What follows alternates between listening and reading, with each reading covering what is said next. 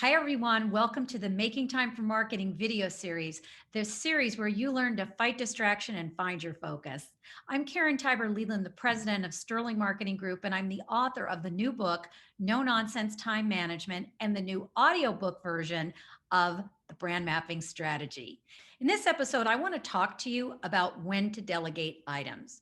You know, one of the things I found is there's two circumstances in which if people delegate items, they actually get more time back to work on their most important branding, marketing, business development goals, right?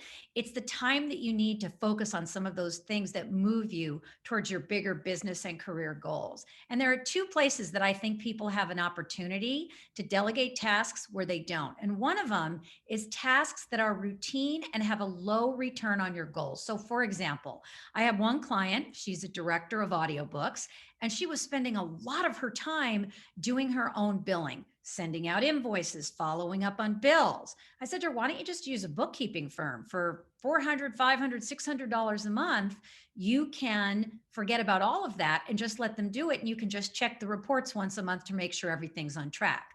That would have given her back at least an hour or two a week. Now, if you get back an hour or two a week, imagine taking that time and now putting that hour or two towards branding and marketing. A lot could happen, right? So if you've got some tasks that are low on return on your goals and they're routine, then I want to suggest that you write them down and look at who could you turn them over to? Who could you delegate them to? Again, it might be a bookkeeping firm. It might be a virtual assistant. It might be someone that works for you.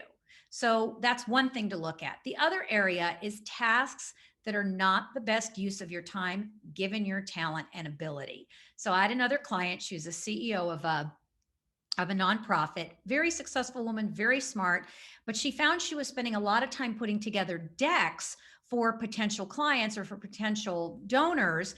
And she would not only be putting together the decks, she'd be trying to design the graphics. And I said to her, well, you're not a graphic designer. She goes, no, it takes me hours and hours and hours. And I said, well, that's not a good use of your time. You should just be giving that to a graphic designer. Now, the thing is could she do it? Yes, she could. But was it a good use of her time? No, it wasn't.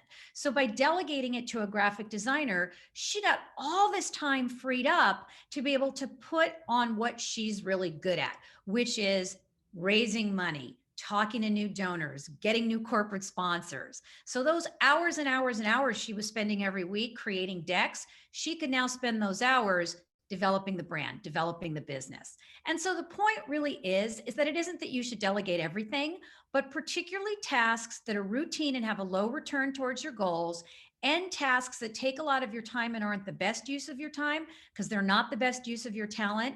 You want to look at delegating those tasks to someone else. Again, it could be a bookkeeper, it could be an administrative assistant, it could be a virtual assistant, it could be someone that works for you. But you'll find that you get hours and hours back, and you can then take those hours that you get back, they're a gift, and you can apply them to your branding, to your marketing, to growing your business or your career. All right, that's it for this episode. I will see you next time. And remember, it's not really about time management, it's about energy management. See you next time.